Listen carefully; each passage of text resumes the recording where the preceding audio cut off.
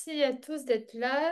Je vais du coup me présenter l'idée de cette formation, c'est pas de revenir sur tous les faits historiques, mais plutôt de parler des concepts de mémoire, utilisation du passé, les différentes mémoires, des processus de réconciliation adapté au cas de la Calédonie, parce que souvent on a en tête l'Afrique du Sud, le Rwanda, mais on peut aussi parler de tout ça au niveau local.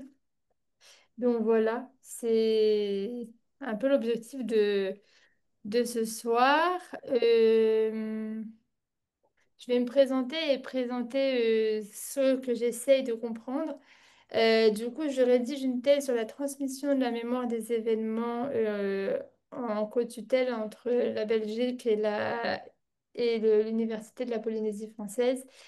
Je suis calédonienne et l'objectif de cette thèse, c'est de comprendre pourquoi, lorsque j'ai rédigé mon mémoire de fin d'études, pendant mon master, je ne connaissais absolument rien de l'histoire de mon pays.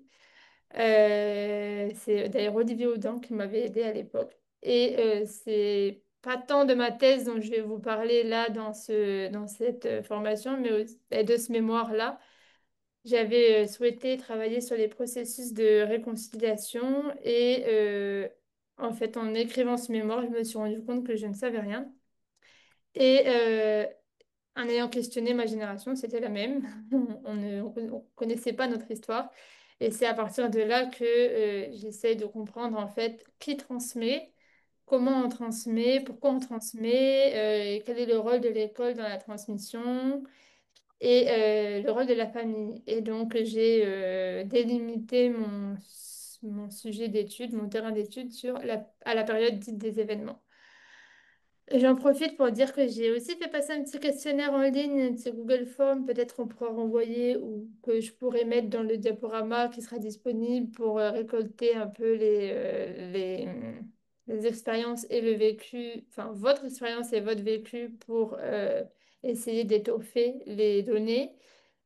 Et que avec certains d'entre vous, déjà fait passer un questionnaire à vos élèves pour savoir leur niveau de connaissance de cette période avant que vous enseigniez le module. Et c'est des données précieuses qui montrent quel côté de l'histoire on a tendance à connaître par rapport à l'autre côté. Ou carrément si on connaît tout ou si on connaît rien. Donc si vous souhaitez participer ou soit remplir le formulaire ou autre, n'hésitez pas. Voilà. Alors, je vais commencer. Donc, comme je vous ai dit, l'objectif de cette présentation, c'est ces concepts-là et c'est de donner des pistes pour des angles à aborder qu'on n'aborde pas forcément. Mais, enfin, voilà. Du coup, il existe, vous devez le savoir, mais je pense que c'est important de le rappeler aux élèves, différents types de mémoire. La mémoire individuelle, donc c'est ce dont nous on se souvient, donc c'est comment moi je vais raconter mes souvenirs. La mémoire collective, donc c'est comment un groupe va se souvenir d'un événement, qui n'est pas forcément comment une personne va se souvenir d'un événement.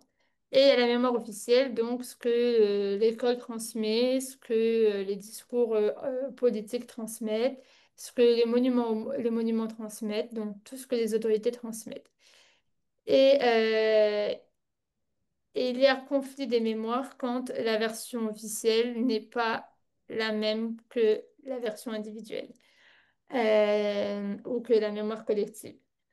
Euh, et la mémoire officielle ne prend jamais le dessus sur la mémoire collective. Ça veut dire que si un groupe de personnes ou une personne individuelle se rappelle un événement du passé d'une certaine manière, euh, il va pas oublier pour accepter d'office ce que la mémoire officielle va transmettre.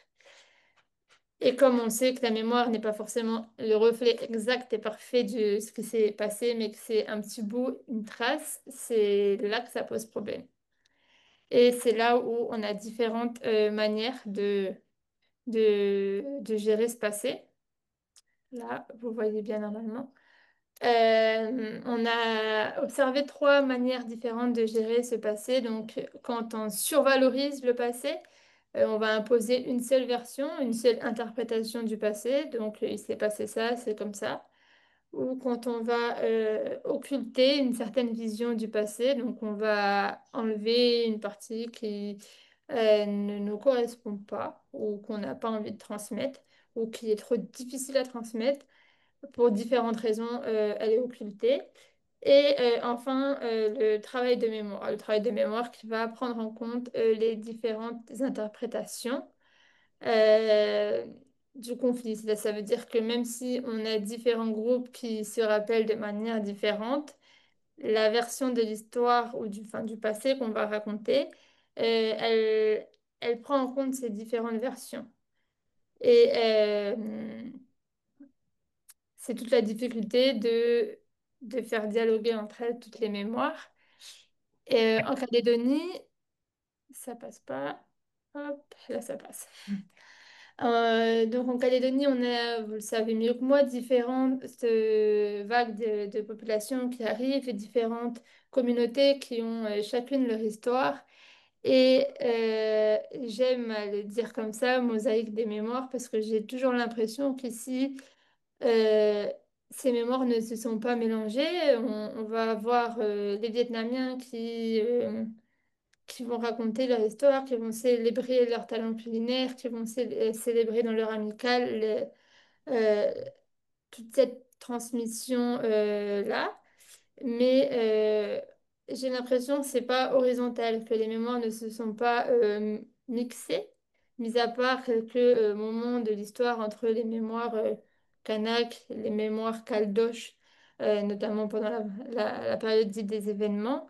Et ce mécanisme-là, on le retrouve aussi dans la littérature. On va avoir beaucoup de livres où chaque communauté va raconter son histoire. Et alors, ben, quand on a une classe devant nous où on a différents élèves de différentes communautés, si on prend en compte le fait que dans sa famille, on raconte une couche, comme un millefeuille, je dirais, une couche du passé, et ben forcément, on a un conflit mémoriel avec le voisin si on lui a raconté une autre couche.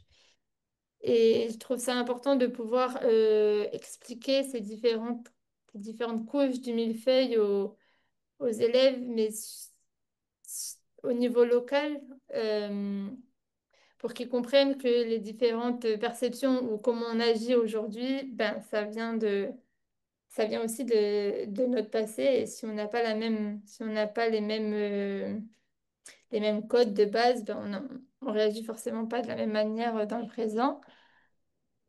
Ensuite, comme j'aime à l'expliquer, parfois ça passe pas, là ça passe. Je, je prends le triangle de Karpman, peut-être il y en a qui connaissent, c'est un concept de la psychologie, mais qu'on retrouve aussi quand on a les formations de psychosocial, des compétences psychosociales, avec sauveur, bourreau, victime.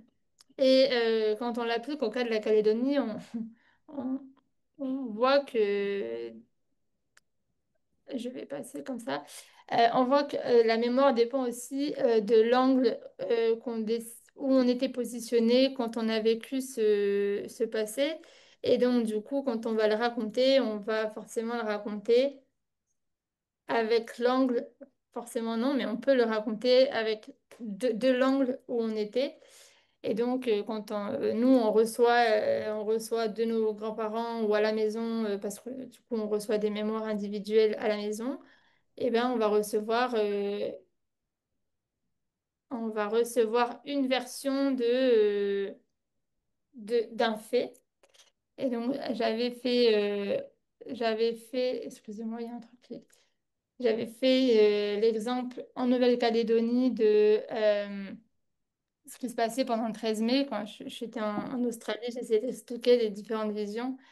Et on avait pour certains les sauveurs qui allaient être les pays qui supportent l'indépendance, le bourreau qu'allait être l'État français, les victimes qui étaient les peuples colonisés. Puis quand on parlait à d'autres personnes, ben, on avait tout à fait l'inverse à notre côté, où ben, le sauveur, ça allait être plutôt la France, un État démocratique, les bourreaux, les pays qui supportent l'indépendance, les indépendantistes radicaux, et les victimes eux-mêmes en tant que victimes de l'histoire, et qu'on pouvait parler du même événement, mais qu'en fonction de ce que les personnes avaient vécu, des mémoires qui leur avaient été transmises, et ben, leur vision de tout ça, elle était complètement différente.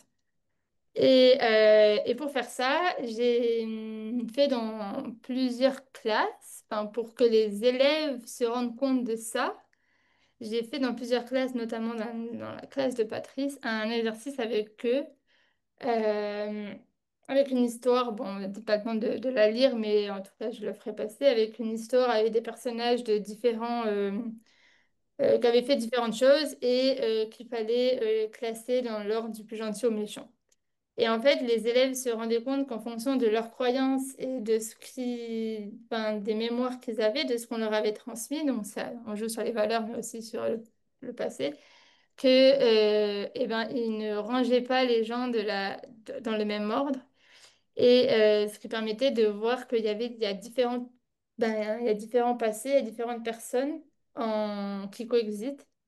Et donc, la seule et l'unique manière de faire en sorte d'être inclusif, c'est de prendre en compte les différentes vérités qu'on a en face de nous. Et c'est la même chose dans les mémoires, c'est que combien même une personne va raconter une mémoire qui est fausse, ou elle va se tromper, on arrivera difficilement à lui faire admettre que c'est faux, que c'est pas comme ça. Dû au fait que quand bah, vous le savez certainement, quand on raconte la mémoire, et ben, c'est social et alors au moment où on la re-raconte, et ben, elle se modifie et, euh, et du coup, il est presque impossible d'avoir exactement la mémoire de base qu'on nous a transmise il y a peut-être 2 ou 3 générations. Euh, donc, si on revient avec notre petit schéma du départ, avec l'occultation, la survalorisation et la prise en compte des différentes versions, pour éviter le conflit mémoriel, il semble que ce soit l'unique solution pour que tout le monde se reconnaisse un bout de son histoire dans la grande histoire. Mais pour faire ça, le temps est long. Le temps est long et il ne se compte pas en années, mais en générations. C'est-à-dire qu'on compte en générations. Au bout de tant de générations, on va être capable de parler d'un passé traumatique, d'un passé difficile, là où peut-être on n'était pas capable de le faire. Euh, donc c'est souvent important parce que moi j'entends souvent dans la je parle en répétant un peu ce que j'entends dans les cours d'école et dans les différentes classes, mais il y a souvent des élèves qui ne comprennent pas pourquoi on reparle autant du passé, pourquoi on n'avance pas, pourquoi on parle de choses qui leur paraît super loin de leur réalité parce que eux, ils sont nés bien plus tard et que c'est des choses qu'ils n'ont pas connues avant le 13 mai, des situations comme ça, c'est des choses qu'ils n'avaient pas connues. Donc en fait, c'était une réalité qui parfois même leur paraissait tellement loin de la leur que c'était pas possible que ce soit vrai. Mhm. Et, et du coup, voilà, que c'est important d'en parler parce que parfois le temps de pouvoir se réconcilier se compte en générations et pas simplement en années. Il y a une phrase que j'aime bien qui dit qu'une réconciliation n'est jamais irréversible, mais le passé l'est. Donc, ce qui s'est passé, c'est passé, mais la signification que nous lui donnons ou la manière dont nous le traitons n'est jamais fixée. Donc, ce qui veut dire qu'on ne peut pas refaire le passé. L'idée n'est pas de modifier le passé, n'est pas de mentir ou d'occulter ou de survaloriser ou de défendre un camp ou l'autre, mais de donner une réelle signification à ce qui s'est passé pour qu'on puisse comprendre, comprendre dans le présent ce qui s'est passé euh, dans la période de passé difficile.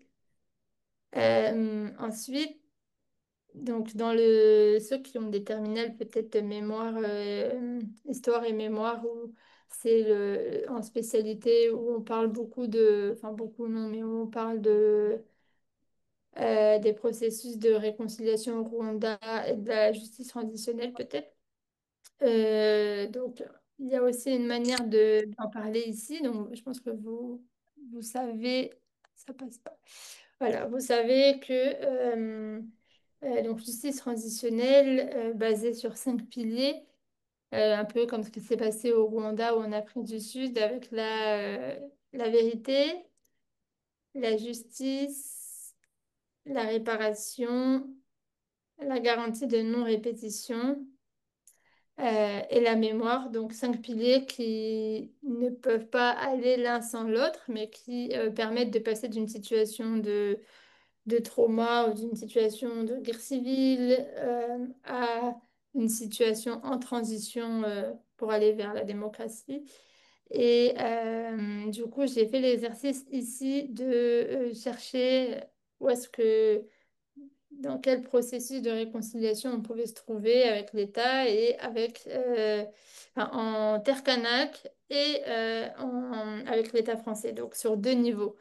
Dans mon mémoire, j'avais commencé en me disant, c'est ici, pourquoi on se réconcilie pas? Je pense avec en tête les différentes communautés, puis finalement, au cours de ma recherche, j'étais arrivée à trouver qu'il y avait 2 niveaux. Donc le niveau Calédonie enfin je dis 2 niveaux, mais en fait non, je reviens sur mon millefeuille, il y a beaucoup de couches. En tout cas, j'avais étudié 2 niveaux, le niveau local avec l'État national, donc ce que moi j'ai appelé le contentieux colonial, du coup local et national. Et ensuite, j'avais étudié les processus de réconciliation qui ont été menés en terre kanak. Et il y en aurait bien d'autres entre les différentes communautés. Et encore une fois, je reste avec ce millefeuille parce que j'ai l'impression qu'il y a des couches et des couches et des couches. Et c'est de ça dont je vais vous parler dans les prochaines slides. L'objectif de ces processus, l'objectif de la justice transitionnelle, donc de passer d'une situation de guerre civile, de guerre communautaire, en tout cas une situation instable, à une situation démocratique. Donc, il y a le tangible, donc il y a ce qu'on voit, il va y avoir le changement institutionnel, les nouvelles institutions, le jugement certainement de bourreaux, mais il y a aussi ce qu'on décide de faire de ce qui s'est passé. Parce que simplement s'atteler à changer la couche institutionnelle ne vient pas changer ce qui se trouve dans la tête des gens. Euh, donc, et c'est là qu'on parle de gestion du passé. Donc, l'objectif de ces processus, c'est de passer d'une situation où on a un passé qui prend énormément de place à une situation. Et donc, on ne peut pas voir le futur parce que le passé est tellement lourd et tellement traumatisant qu'il est impossible de se projeter dans une situation future, à une situation où même si on garde le passé, parce qu'il ne s'agit pas de l'oublier, il s'agit de continuer de le transmettre dans les familles, dans les monuments, via les manuels scolaires, mais où on est capable de voir le futur parce qu'on a su faire quelque chose de ce passé.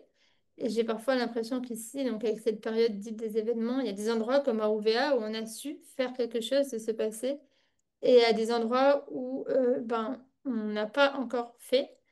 Et c'est ce qui pose problème un peu aujourd'hui. Euh, donc, dans les processus de réconciliation, moi, il y en a plein, vous en connaissez peut-être d'autres, des schémas un peu différents, faits de manière différente, mais qui, in fine, arrivent au même résultat. Moi, je me suis basée sur celui-ci. Il a été utilisé dans l'analyse de ce qui s'est passé en Algérie, donc Algérie, la situation Algérie-France, France-Allemagne et Belgique-Congo. Et donc, on dit qu'on se base sur 4 étapes. Donc, la reconnaissance, c'est voilà ce qui s'est passé. Donc, on cite, donc il s'est passé ça, ce sont des faits. Ensuite, la responsabilité, c'est de dire, ben, c'est moi qui ai fait ça. Donc, c'est le moment où le bourreau reconnaît les faits et ben, on attribue la responsabilité à quelqu'un.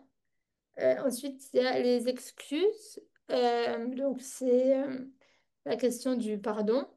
Et ensuite, la réparation. Donc, la réparation, c'est symbolique. Ça peut être la restitution d'un acte, ça peut être financier, ça peut être plein de choses. Ça reste symbolique parce que ça n'enlèvera en rien ce qui s'est passé dans le passé. Ça, c'est un modèle. Ça ne veut pas dire que ça se passe partout comme ça. Ce ne serait pas vrai puisque les excuses, la question du pardon, des excuses, la repentance et tout ça, ce sont des questions qui sont, dans certains cas, pas du tout abordées. Donc, en fonction des cas, on a ou on n'a pas, ou alors on décide qu'on s'excuse, enfin, ce sur quoi on s'excuse, on peut s'excuser sur tout, on peut choisir. En fait, enfin, in fine, tout ça est une négociation, mais en tout cas, c'est pas un modèle. Je ne suis pas en train de dire c'est comme ça qu'il faut qu'on fasse ici et il faut qu'on suive à la lettre toutes les étapes. Mais en tout cas, ce sont des concepts qui reviennent souvent, parfois pas dans le même ordre, parfois il y en a un qui y est, il y en a un qui n'y est pas. Mais en tout cas, c'est ce qui est ressorti dans plusieurs autres exemples. Ce qui est possible de faire aussi avec vos classes. Je l'avais fait dans plusieurs classes ou peut-être plus au lycée ou peut-être en troisième aussi. Mais avant de vous donner les réponses, j'avais mis en situation les élèves en leur demandant, après leur avoir expliqué tout ça et leur avoir fait un cours complet, après qu'ils aient eux-mêmes déjà étudié en histoire la période jusqu'aux accords. Est-ce que eux, ils pourraient situer le cas de la Calédonie? Qu'est-ce qu'on a déjà fait? Est-ce qu'on a déjà reconnu? Au final, est-ce que quelqu'un s'est déjà porté responsable? Est-ce qu'on a déjà fait des actes de réparation ou pas? Et qu'est-ce qui pourrait être mis en place? Et finalement, on se rend compte que ben, il y a certaines étapes qui ont été menées et d'autres qui sont plus timides. Donc, donc, ce qui a déjà été fait, on a bon, bah, le début de la réforme foncière qu'on peut mettre en réparation. Ensuite, enfin moi, la reconnaissance, pardon, je vais faire dans l'autre sens, la reconnaissance et la responsabilité à demi-mot, je l'avais identifié dans le préambule de l'accord de Nouméa, où on a pas mal de choses qui sont dites, des choses qui n'ont jamais été dites auparavant, donc c'est toujours imparfait ou parfait, mais en tout cas, c'est des premières choses qui sont dites. On n'a pas abordé la question des excuses. C'est pas un obstacle, puisque la preuve en est qu'on a déjà des actes de réparation qui ont été mis en place. Par exemple, la restitution de l'acte de possession, malheureusement, un petit peu, c'est un acte un peu manqué, on en reparlera, mais bon, ça aurait pu être quelque chose de fort. La réforme foncière, en 2023, le discours d'Emmanuel Macron où il parle du chemin du pardon, il avance un peu plus dans son discours que ce qui avait été fait auparavant.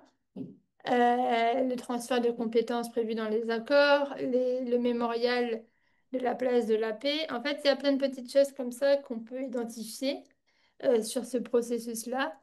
Donc, même s'il n'y a pas eu de commission vérité, réconciliation, il y a plein de choses qui, au final, découlent des accords qui pourraient être identifiées comme des recommandations qui seraient venues des commissions vérité, réconciliation qu'on connaît dans les autres pays. L'adaptation des programmes, les manuels scolaires, etc., etc.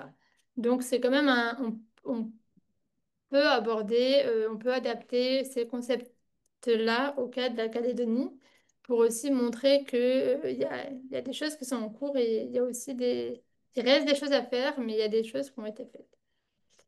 Voilà, il y avait aussi du coup le mémorial de Hataï, qui avait été un acte où ça suivait un peu ces étapes-ci. Ensuite, j'avais identifié ce qui avait été fait maladroitement, malheureusement. Euh, voilà, je vous disais l'acte de possession où on disait qu'il n'y a pas de préparation, le cheminement, on comprend pas trop parce que le cheminement, le chemin coutumier ou la préparation n'est pas faite comme il se doit. D'ailleurs, le président le reconnaît en 2023. Ensuite, il y a en 2021, quand encore une fois on repense au triangle, certains voient la nomination de Sonia Backes pas de la même manière que d'autres, et donc du coup, ça crée un acte maladroit. Et en 2023, je ne sais pas si vous vous rappelez, l'inauguration de la salle La Fleur Tibao à l'Assemblée nationale.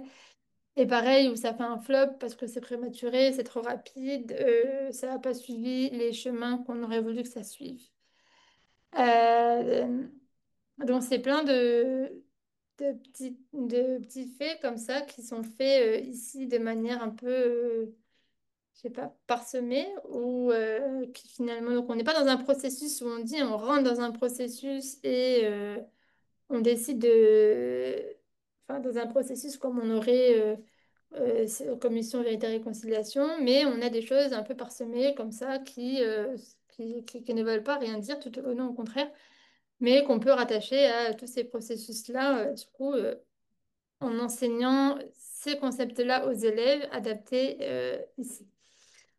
Ensuite, voilà, moi j'avais aussi étudié ce qui a été fait en terre kanak parce que je trouvais que que finalement les 4 étapes dont je vous parlais, elles se retrouvaient dans les coutumes de pardon.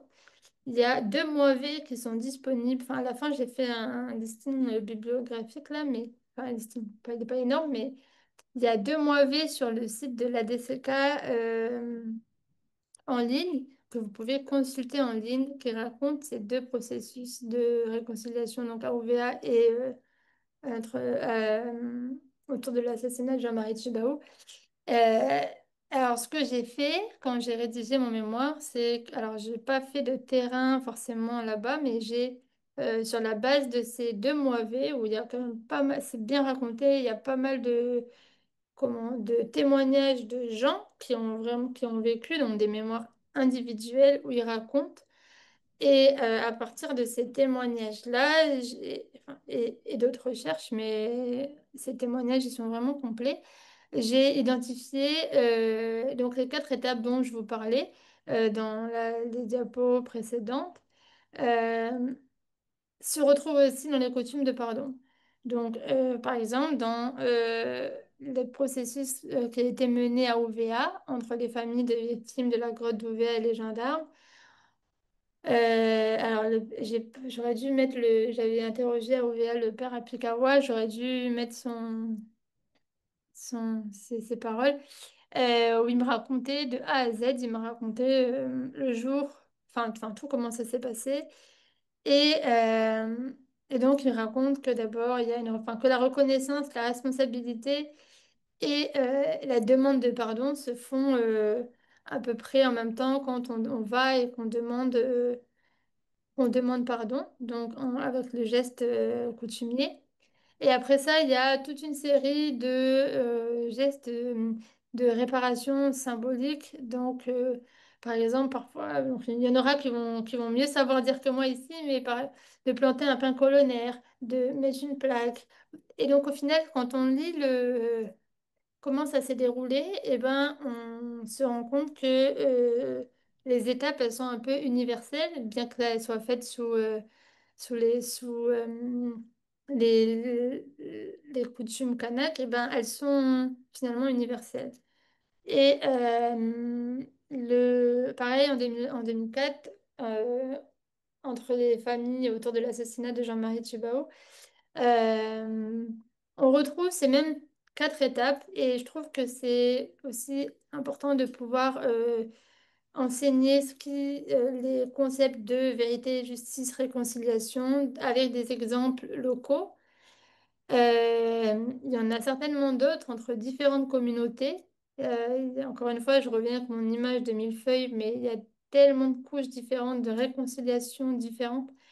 Mais enfin voilà, ça c'était une présentation de ce qui peut être fait au niveau local, enfin enseigné de manière vraiment locale. Est-ce que vous voulez qu'on fasse déjà des questions ou des échanges?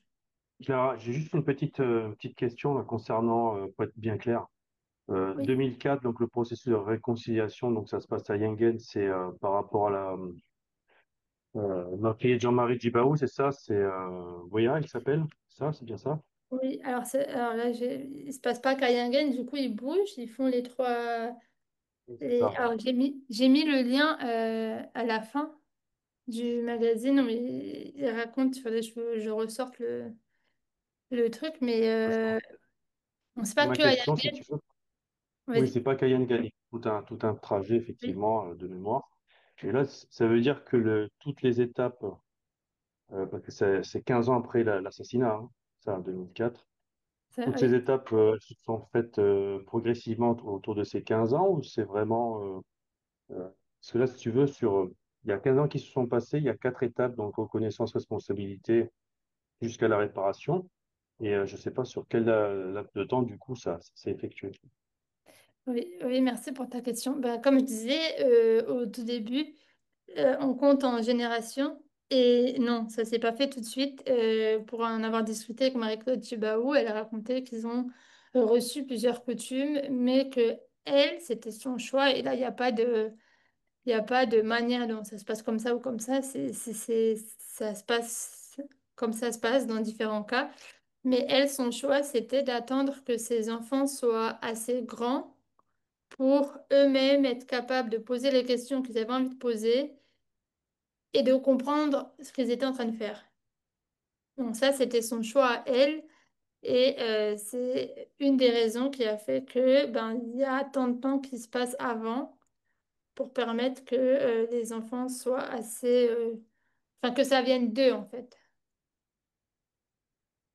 Et Oui, que ça soit ensuite, voulu, pensé voilà, pour eux. Ouais, voilà. Et c'est pour ça que généralement on dit, enfin, il se passe un temps. très bien. Merci pour ta précision. Merci. Moi, j'avais entendu dire, donc à la fac, c'était un cours que j'avais suivi, comme quoi il y avait quand même eu, elle attendait que ses enfants soient grands, mais il faisait quand même le chemin. Euh, il faisait quand même une marche régulièrement pour lui demander pardon, et elle disait non, pas pour le moment, j'ai mal à mon Jean-Marie. Donc il n'y Oui, a pas ben, rien eu pendant 15 ans.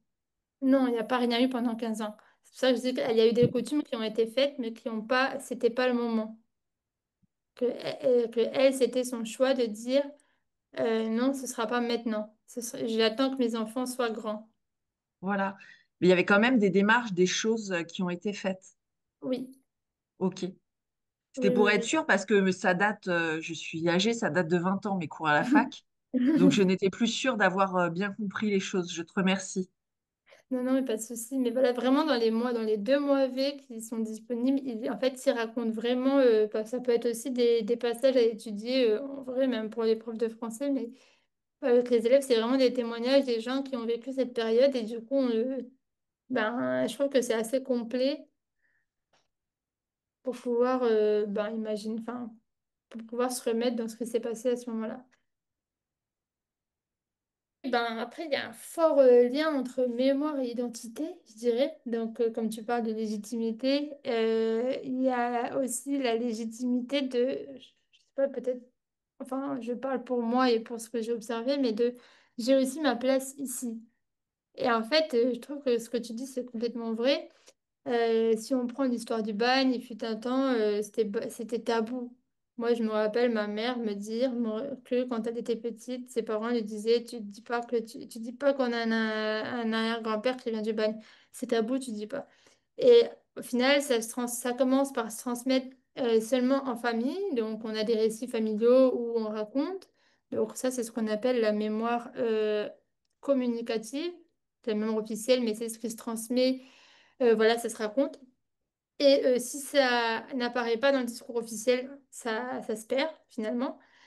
Et si ça apparaît, ça devient la mémoire culturelle. Donc, elle apparaît dans les livres et alors c'est bon, elle est fixée et elle reste.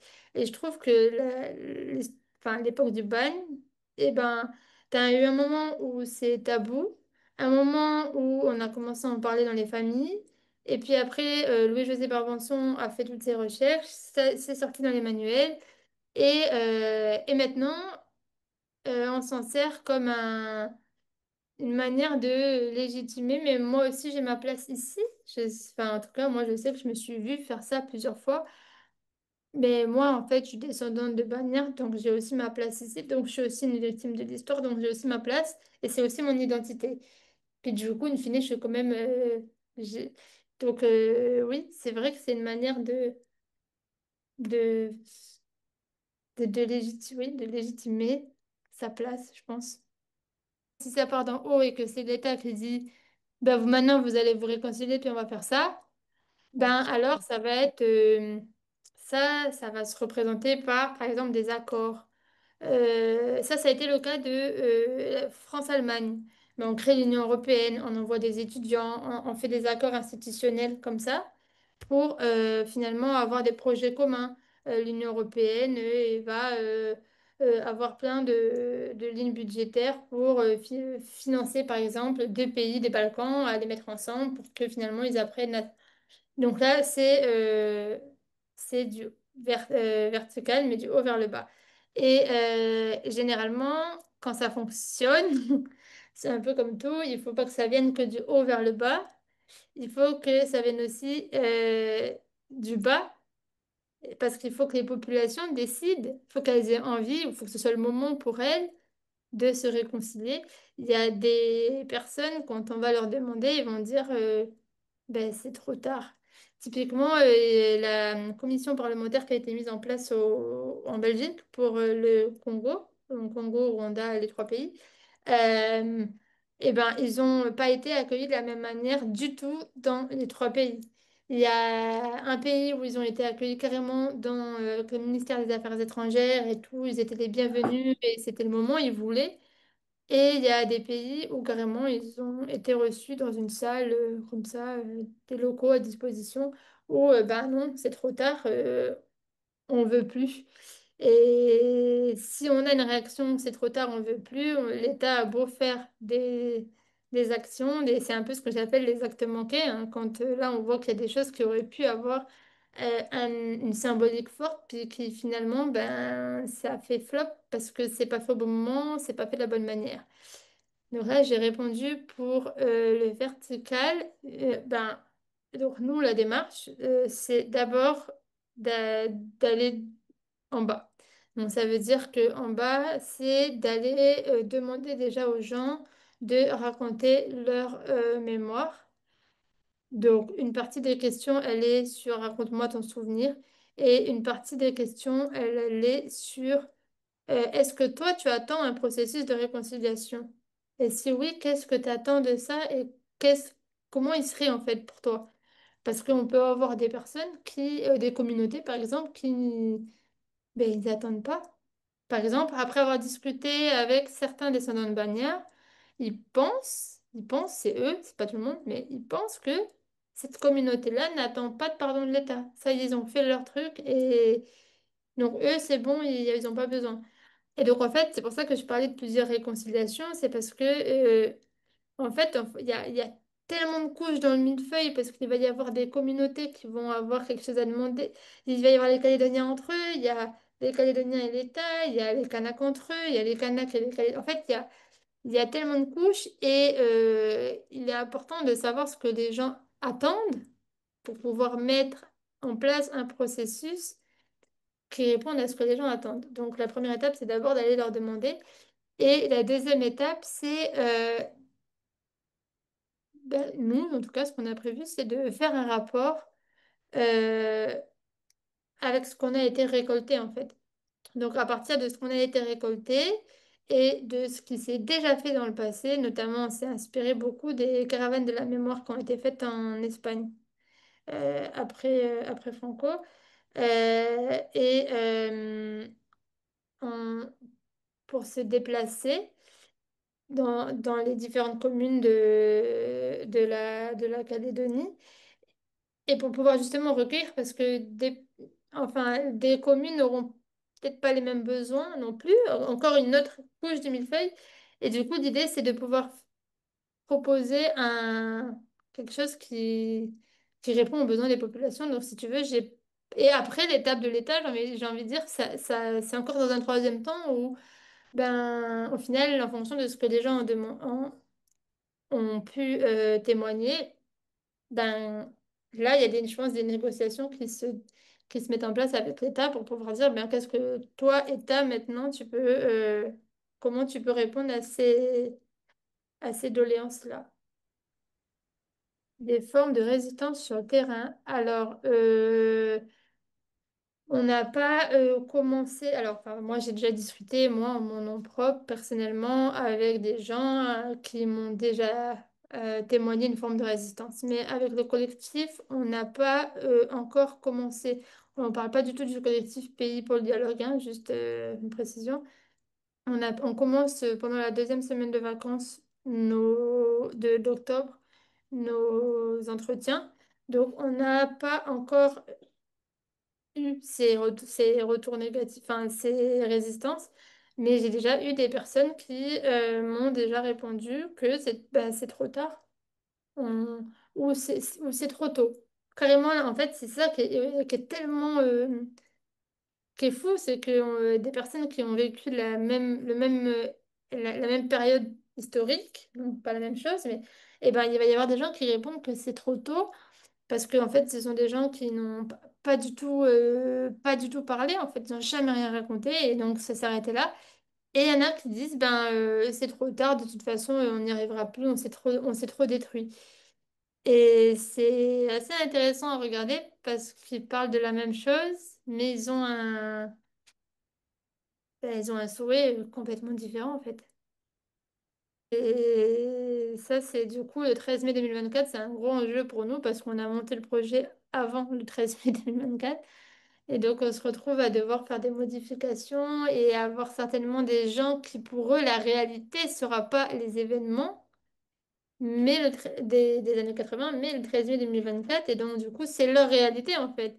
Et je ne sais pas si vous avez déjà vu, mais il y a eu un espèce... Ah, moi, j'ai eu un autocollant et j'ai pas vu si c'était plus ou pas, mais ni pardon, ni oubli. Je ne sais pas si vous avez vu ce truc-là. Et qui a été fait post 13 mai. Donc, en fait, on se retrouve, on rajoute une couche à notre millefeuille avec finalement ni pardon, ni oubli au 13 mai 2024. Et donc là, la question, ben, nous, en tout cas, à notre niveau, ça a été de se poser, euh, ben, qu'est-ce qu'on fait en fait En fait, on voulait parler des événements des années 80, mais en fait, quel processus de réconciliation pour quelle temporalité historique, puisque maintenant, on se rajoute encore une période encore. Donc en fait, comment on décortique les millefeuilles pour pouvoir mettre en place une commission ou je sais pas, je sais pas comment on peut appeler ça, mais quelque chose sur quel bout du millefeuille. Bonsoir. J'ai juste une question. Quand vous avez parlé des actes manqués, j'ai pas trop compris le. En fait, j'ai pas compris le cheminement dans dans ce que vous Ok. avez proposé. Dans les actes manqués, j'ai lu ce que vous avanciez comme exemple et j'ai lu Sonia Backes Non, au alors titre c'était de. c'est dans acte manqué. Alors, moi, ce que j'entendais par acte manqué, c'est soit des choses qui auraient pu être symboliques et qui ont été faites sans préparation, qui fait que l'impact n'a pas été celui qui aurait pu être et qui on peut pas refaire. Exemple, la restitution de l'acte de possession. Qui a fait un flop, mais que malheureusement, on va pas le reprendre et refaire. Mais par exemple, ça aurait pu être une cérémonie ou un réel acte de réparation. Ou alors, des maladresses qui ont été perçues par les uns et par les autres d'une manière complètement différente. Et c'est là où il y avait le nom de Sonia Baquès, qui pour les uns, ça a pas choqué du tout, et pour les autres, ça a été un acte de, un parti pris mis à la citoyenneté. Et en fait, en fonction des actes que l'État fait ou fait pas, alors moi, je ne suis pas là pour dire si c'est bien ou mal, mais en fonction de ce que l'État choisit de faire, ben, ça crée des... Soit ça ouvre une porte favorable à une démarche de réconciliation, ou soit ça braque. Et même si ça ouvre une porte favorable, ben, c'est jamais... la réconciliation, elle n'est jamais irréversible. Donc, le moindre faux pas, ben, malheureusement, on marche un peu sur des œufs tant qu'on n'est pas arrivé au bout du processus. Et même au bout, Ok, je pense qu'il y a un retour en arrière possible. ok, merci.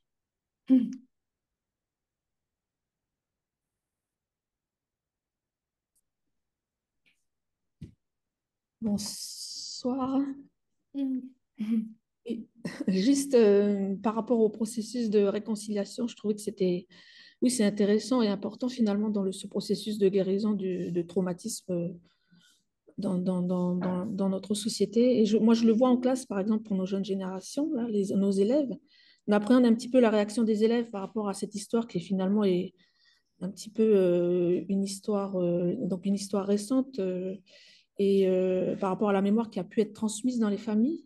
Et finalement, je me rends compte avec les enfants, je parle notamment des élèves d'OUEA, que soit c'est le fait qu'ils n'ont pas vécu cette période, ou parce que justement il y a eu ce processus de réconciliation, pardon, et que qui a été effectué et que voilà, ça se transmet dans les familles, que finalement, il n'y a pas, quand on fait le cours, on évoque ça en classe, eh bien, il y a pas de mauvaise réaction, il n'y a pas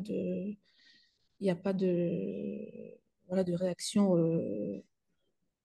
euh, d'animosité ou voilà. C'est plutôt les enfants sont plutôt dans cette démarche d'apprendre finalement qu'est-ce qui s'est passé, est-ce qu'on peut avoir toutes les versions et pas seulement ce qui a été transmis dans la famille. Voilà, c'était juste la remarque que je voulais faire. C'est un Ok. peu dans cette appréhension-là, des fois, d'évoquer ça en Oui, classe, ah oui. surtout à ouvert, quoi. Oui. Bah, d'ailleurs, bah, merci. D'ailleurs, j'ai un peu une question. Enfin, je sais pas si tu retrouves. Enfin, j'ai une question pour toi. Souvent, dans beaucoup de classes, quand j'ai été, ben, j'ai eu, sur la Grande Terre, hein, j'ai eu des réactions d'enfants qui me disent, mais madame, c'est tabou. Faut pas dire ça. Et ben, dans le monde kanak. Et j'étais intéressée de savoir si toi, à OVA, puisque il y a eu ces processus qui ont été faits, est-ce que tu retrouves aussi ces réflexions-là des enfants? Ben, en fait, les élèves, ils en parlent pas en fait en classe. C'est vrai qu'ils n'en parlent pas. Ils vont pas parler directement de ce qu'ils ont eu dans les familles, de ce qu'on leur a raconté dans les familles. C'est voilà, un petit peu comme si c'était une histoire de famille, quoi. Ouais.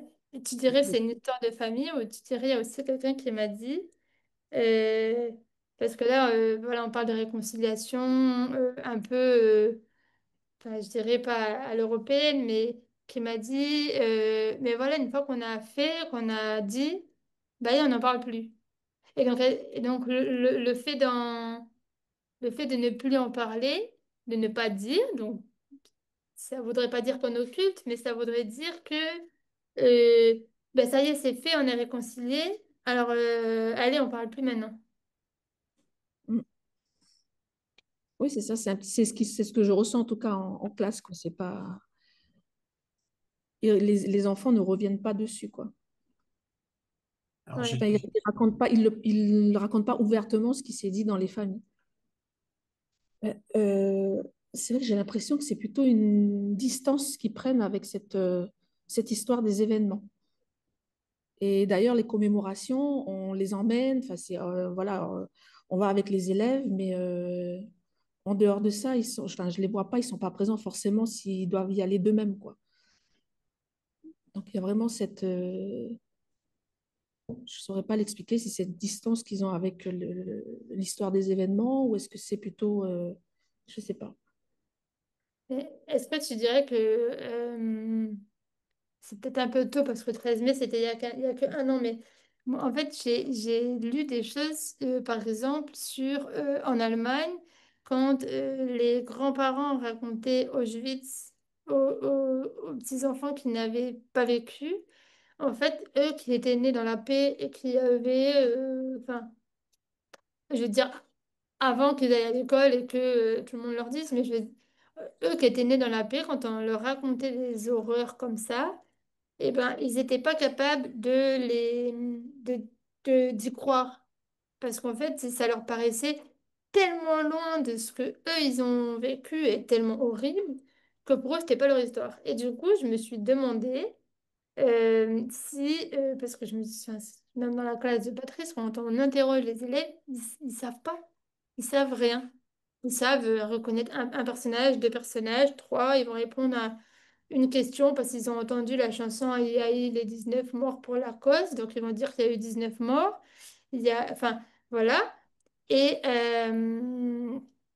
mais même les adultes, parce que c'est le même constat au DEAU, à l'UNC. Donc, c'est les mêmes. Et en fait, je me demande s'il n'y a pas un effet de c'est pas mon histoire. Genre, je veux pas. Enfin, c'est pas moi ça. C'est Et ça. Je pense que c'est le fait de ne pas l'avoir vécu directement. C'est ça.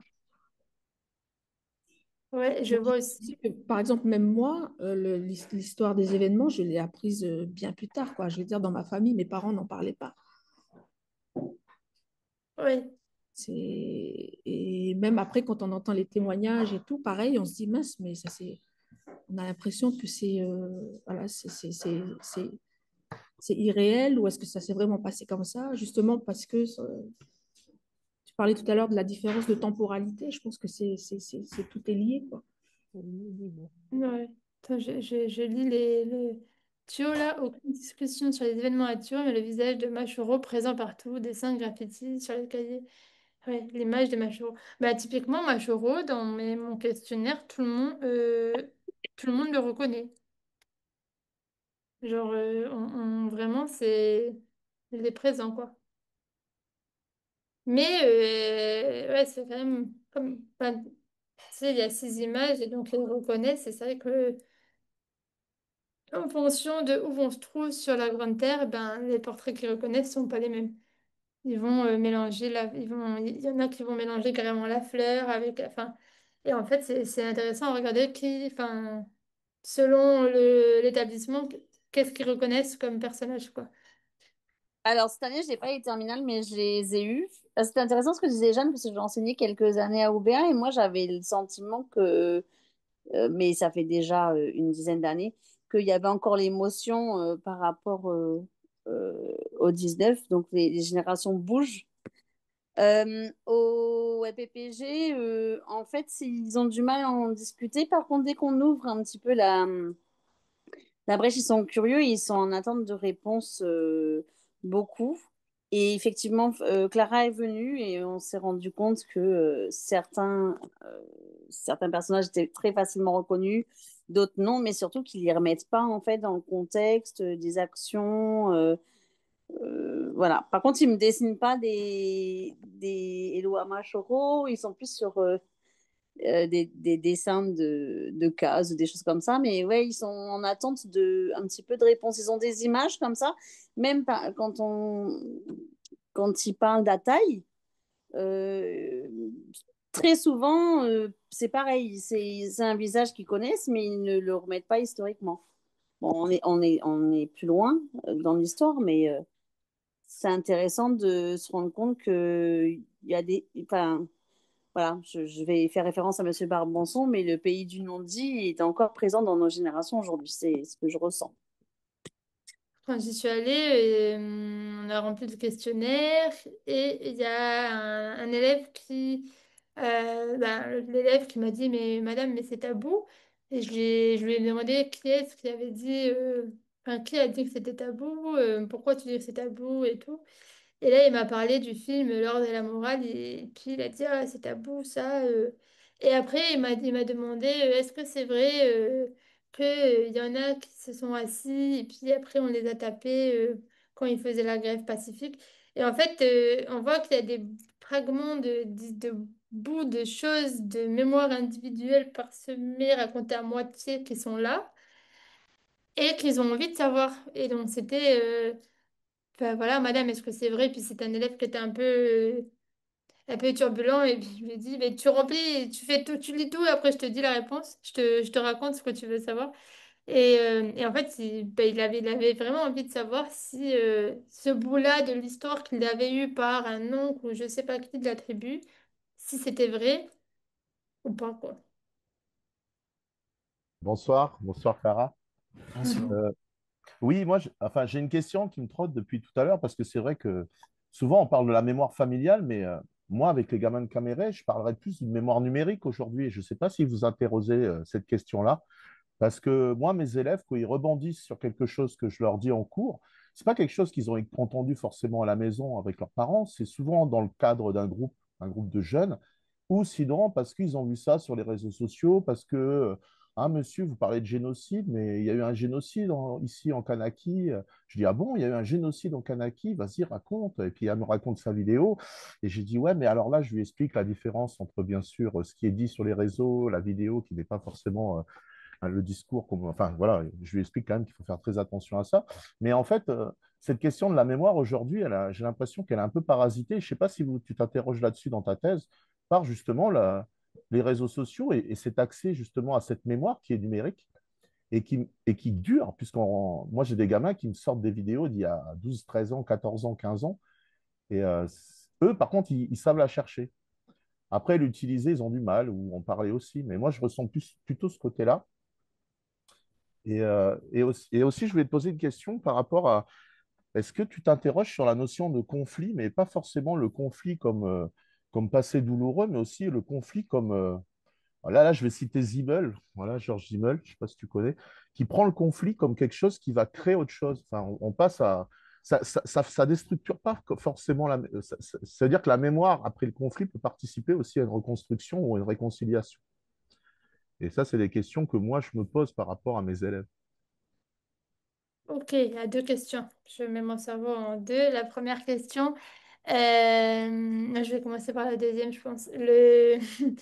Alors, je suis tout à fait d'accord avec toi que tu peux, enfin, que le conflit amène un changement. Enfin, j'espère, sinon ça veut dire que le conflit se répète et on est dans le même rond. Mais le fait qu'il amène un changement n'enlève pas le fait qu'il y ait ce passé douloureux et c'est avec ces émotions-là qu'on ait du mal à transmettre et qui impactent fort les transmissions, la transmission qu'on en fait. Donc, dans tous les cas, ça amène un changement qui soit quel qu'il soit en fait, hein. Ça change. C'est pas forcément le changement, mais c'est une réactivation de la mémoire, en fait. On réactive une mémoire qu'on avait peut-être oubliée ou qu'on a envie de remettre un peu devant. Et surtout, l'idée, c'est qu'on la discute, en fait. Alors, Le c'est vrai. conflit, il existe toujours, en fait. C'est ça que je veux dire. Ouais. Il n'y a pas de souci. Oui, oui, mais c'est complètement vrai parce que pendant le 13 mai, j'ai fait le tour des barrages de mon quartier à moi et j'ai été, et je l'ai fait volontairement, mais j'ai été surprise de voir à quel point les gens parlaient des événements des années 80. Et donc ça, déjà, enfin, ça c'était une fois que les barrages étaient faits. Ils parlaient des événements des années 80, donc là où j'arrivais pas à avoir ce que je voulais. Ben hop, à partir du 13 mai, ils ont commencé à parler, à raconter. Et le vieux là-bas, j'avais rencontré machin, le truc là, je me rappelle, pendant les événements, on était à table. Ça, et pareil, je me suis fait la remarque au tout début, quand les gens, ils ont commencé à parler de barrage, de milices. En fait, j'ai l'impression que directement, la mémoire, elle s'est réactivée. Et on a repris le même jargon que dans les années 80. En fait, on a pris ce qui s'était passé et on a remis d'une certaine manière. Et enfin, ouais, j'ai été surprise de comment ça a été vite les mots. En tout cas, moi, dans mon quartier, on fait une milice, enfin, comment ça a été hyper vite de reprendre ces mots-là. Et donc, je suis d'accord avec toi qu'on réactive constamment. Et pour la question des réseaux sociaux, Alors, tu as aussi complètement raison. Malheureusement, dans ma thèse, non, je vais pas m'interroger sur ça parce que il faut que je fasse des choix et que je limite. Mais tu as entièrement raison. Aujourd'hui, enfin, justement en Europe, il y avait aussi, j'ai été à une présentation où ils ont fait des tests sur toutes les intelligences artificielles.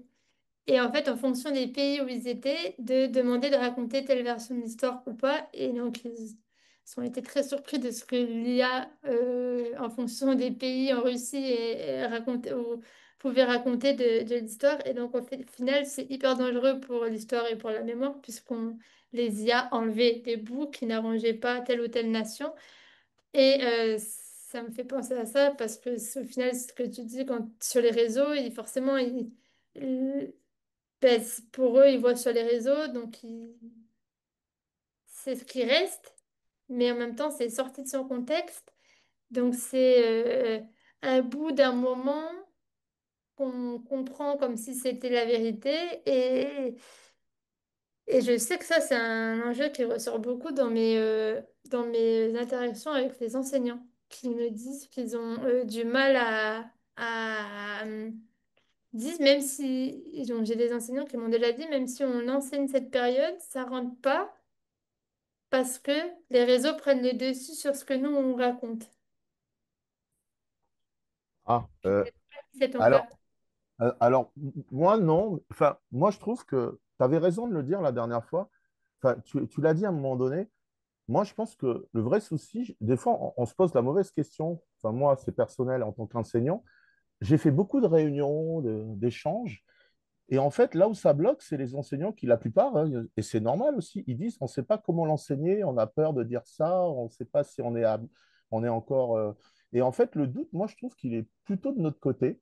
Peut-être c'est là où il faut qu'on s'interroge et qu'on retravaille un peu notre façon peut-être d'approcher cet objet d'étude et de travailler. Mais moi, je ne sens pas de réticence des élèves, en fait. À partir du moment où tu les fais rentrer avec toi là-dedans, alors bien sûr, ils vont pas tout savoir, c'est pas ça. Je ne dis pas qu'ils vont s'intéresser, mais moi, en tout cas, je n'ai pas senti vraiment de grosse résistance de la part des élèves. Je sens plus des adultes, en sachant qu'à Caméré, on est dans un contexte quand même chaud, hein. Moi, la moitié de mes élèves étaient sur les barrages, donc moi, je suis en frontal avec eux non-stop, mais je le ressens pas comme ça. Moi, je pense que ça vient surtout de nous enseignants. Après, c'est peut-être une idée que je me fais. Mais moi, j'ai jamais vu d'élèves vraiment être vraiment à l'air. Enfin, non, non, pas envie de parler de ça, c'est fini. Après, ça dépend aussi comment on amène la question. Mais ouais, je sais pas. Moi, je pense que c'est plutôt là le Mhm. questionnement qui se fait. Ouais. Mais ouais. Après, ouais, je pense que ça dépend aussi des contextes et des classes. C'est vrai que enfin, c'est pas facile de le. Après, je pense aussi c'est le travail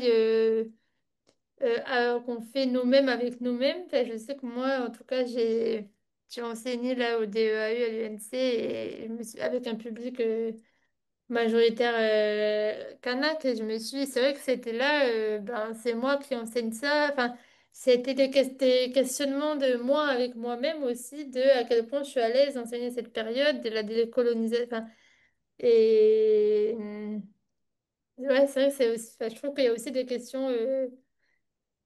Un passé que nous, on doit gérer avec nous-mêmes, une situation pas simple et qui fait que du coup, quand on est face à un public, et ouais, après, ça dépend peut-être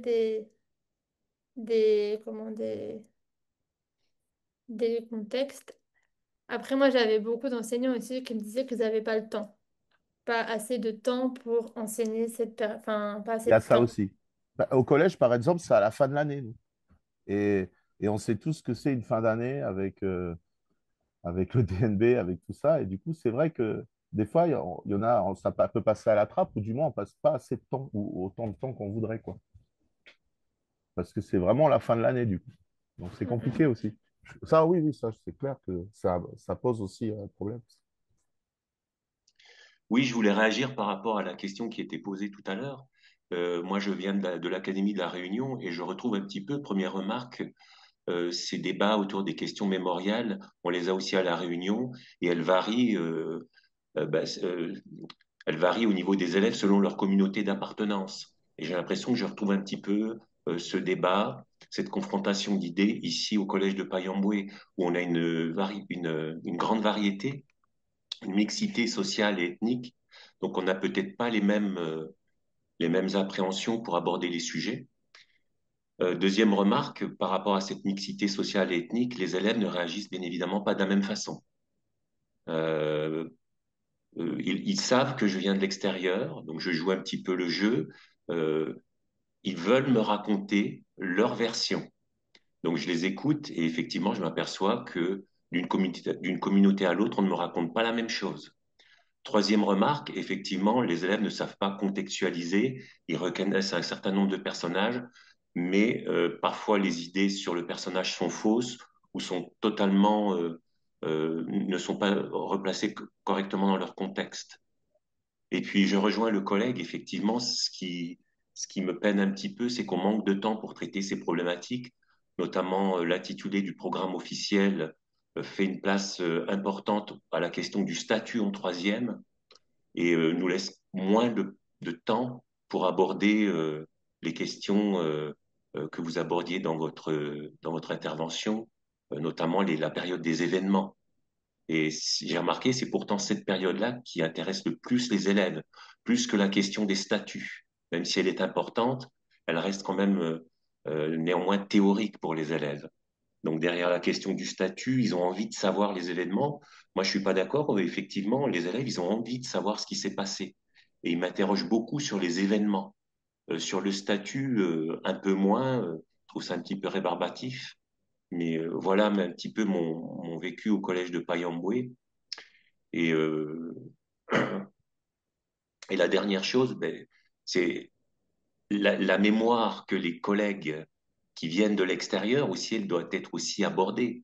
Euh, En venant de la Réunion ou quelqu'un qui vient de la métropole, on n'a pas la même mémoire des événements que les professeurs qui sont nés ici ou qui ont toujours vécu ici. Et je pense qu'il serait important de savoir un petit peu quelle mémoire ces collègues ont eux-mêmes des événements et de ce passé. Nous ne sommes pas d'ici, nous ne sommes pas de ce pays, donc on n'a forcément pas la même mémoire à transmettre peut-être ou la même mémoire que nos collègues. Et ce serait bien de les confronter peut-être. Voilà un petit peu mon ressenti. Merci, merci.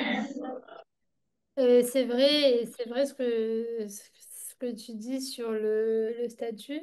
Voilà, j'ai pas fait de présentation aujourd'hui, mais j'ai toute une analyse sur les programmes scolaires et la manière dont on parle des événements dans le programme scolaire. Et finalement, on retrouve la période historique, mais ce qu'on choisit de raconter, c'est ben, le statut, l'évolution institutionnelle, plus que vraiment ce qui s'est passé, les faits qui se sont passés, là où les élèves questionnent. J'ai aussi comme pour rejoindre ce que tu dis, un témoignage d'un élève qui avait dit un jour, bah oui, je suis content qu'on en parle à l'école parce que à la maison, on dirait qu'on nous ment.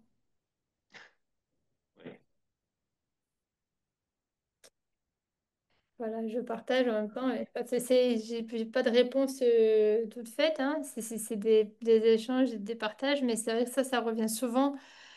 Euh, le fait qu'on... Mais parfois, et à l'inverse, il y a aussi des enseignants qui préfèrent en parler du statut parce que c'est moins difficile pour eux que de parler des faits.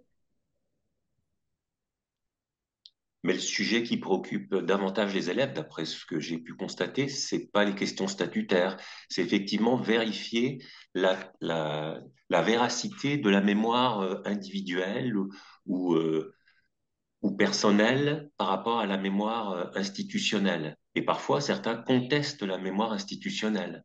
Complètement. Et Complètement. Ou alors, s'ils ne contestent je me pas, ils sont souviens, très étonnés d'avoir une version que eux n'avaient jamais eue. Ou par exemple, Exactement, oui. moi, j'ai eu ben, au DEAU, donc une personne de plus de 30 ans, hein, d'origine kanak, qui était, elle était abasourdie de savoir que c'était un indépendantiste qui avait tué Jean-Marie Tjibaou.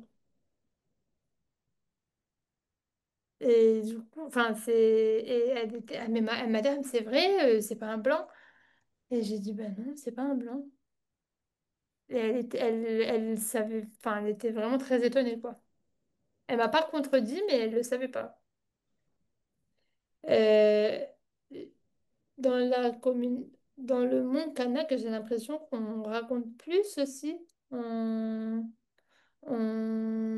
travaille. Enfin, on raconte plus ce qui s'est passé, le passé, via des chansons, le Kaneka. Il y a pas mal de lieux de. Il y a peut-être un peu plus de lieux de mémoire où on exprime, enfin le palabre, on dit.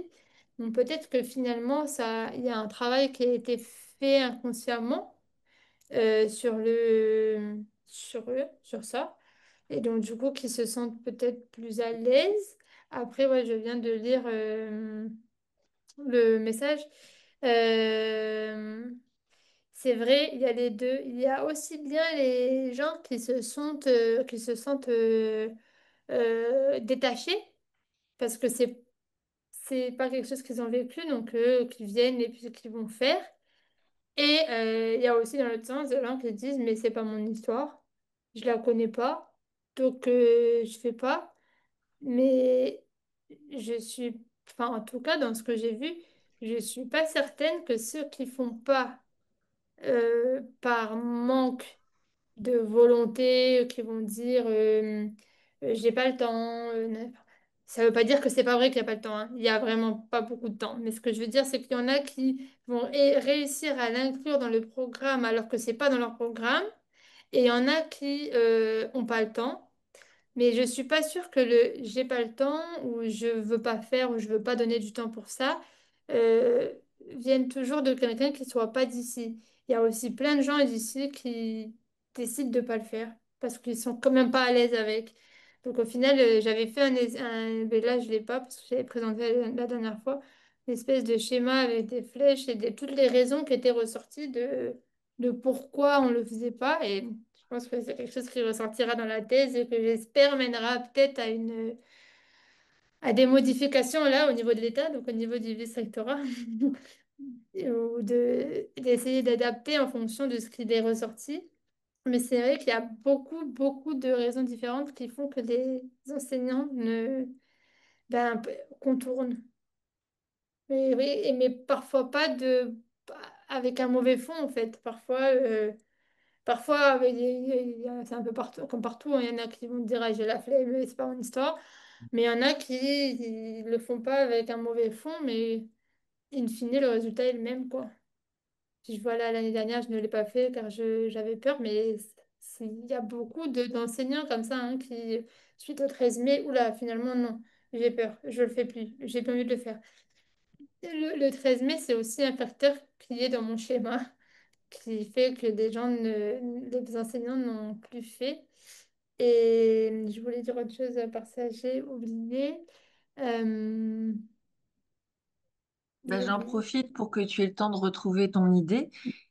Effectivement, j'ai toujours fait toutes les adaptations de programmes, même la toute dernière de troisième, juste à la fin où il faut vraiment qu'elle rentre dans le temps. Et l'année dernière, je n'ai pas eu le temps matériellement, mais même si je l'avais eu, j'ai été déstabilisée par le 13 mai et ça m'a vraiment freinée dans ce dernier chapitre que j'aurais dû traiter, que j'aurais pu décider de mettre en avant par rapport à d'autres chapitres, mais la peur était là. Cette année, je me sens bien. Ah, ben, Est-ce que, je comprends, est-ce hein. que cette difficulté, elle est pas liée au fait que ces événements, ils sont encore très politisés, très pris par le schéma politique actuel? Ce qui explique peut-être le côté un peu passionnel, émotionnel. Bah, en tout cas, moi, ce que j'ai ressenti, en fait, enfin, voilà, en plus, mais je pense que vous avez plus des réponses que moi parce que vous enseignez depuis plus longtemps que vous enseignez depuis longtemps. En tout cas, moi, ce que j'ai ressenti en enseignant dans le DEAU, je suis rentrée chez moi le soir et j'étais, enfin, même pas le soir, sur le moment, là, c'est la seule séance qui m'a. Alors, c'était pas la séance sur les événements, au contraire, c'était C'était le moment où c'était décolonisation, émergence du tiers-monde. Je me suis retrouvée à enseigner donc la décolonisation dans tous les endroits, les anciennes colonies françaises et tout. Euh, mais pas la Calédonie. Enfin, c'est peut-être moi qui ai mal fait aussi, hein. Mais comme le programme était divisé avec les décolonisations, émergence du tiers-monde et ensuite un autre grand chapitre, Calédonie, j'ai suivi comme ça bêtement et peut-être j'aurais dû réfléchir différemment. Mais donc je me suis retrouvée cette séance-là à parler de tout, sauf de la Calédonie, chose que j'ai faite après. Mais du coup, ce que j'ai ressenti, c'était vraiment, ben, en fait, je parle de quelque chose qui est passé dans certains pays, mais qui est encore présent chez nous. Donc, du coup, c'est plus de l'histoire, mais c'est un peu de la politique. Donc, du coup, je dois être neutre. Mais comment je fais pour être neutre si je parle un peu d'histoire qui est présente maintenant, donc qui est un peu politique? Et en fait, je me suis... ben, c'était pas du ça n'a pas été un exercice facile pour moi du tout. Et donc, je me suis mis un peu, oh là là, c'est l'arroseur arrosé qui dit qu'il faut faire, mais qui, au final... voilà. Donc, c'est vrai que j'entends. Merci beaucoup à vous d'avoir pris un temps le soir comme ça. Et je vois pas tous vos noms, tous vos têtes, vu que je partage mon écran. Donc, je sais pas s'il y en a d'autres qui me connaissent et que j'ai pas, que je vois pas, mais qui ont déjà fait passer les formulaires dans vos classes. Si c'est le cas, merci beaucoup à vous. C'est vraiment aidant. Et s'il y a d'autres personnes qui seraient intéressées, pour qu'on échange et qu'on essaye de travailler ensemble pour faire encore plus de données et plus de travail pour cette thèse. Je pense qu'il y a une feuille d'émargement, il y a peut-être, vous avez mon mail, donc vous pouvez peut-être, n'hésitez pas à m'écrire, à m'appeler, à tout ce que vous voulez. Si vous n'avez pas, je mets ici. Voilà, je remettrai, pareil, j'imagine que ça, ce sera publié, donc je remettrai le lien du formulaire. J'avais fait un formulaire plateforme pour prendre vos témoignages, vos ressentis, votre expérience. Je pars du principe qu'une thèse doit venir pas comme la réconciliation, du terrain, des gens qui vivent tout ça, donc qui doit venir de vous pour que ce soit utile. Donc, c'est pas que ça reste dans des vieux placards, mais c'est que ça vienne vraiment de vous. Donc, si vous avez des trucs à partager ou des réponses à donner, c'est vraiment aidant. Voilà.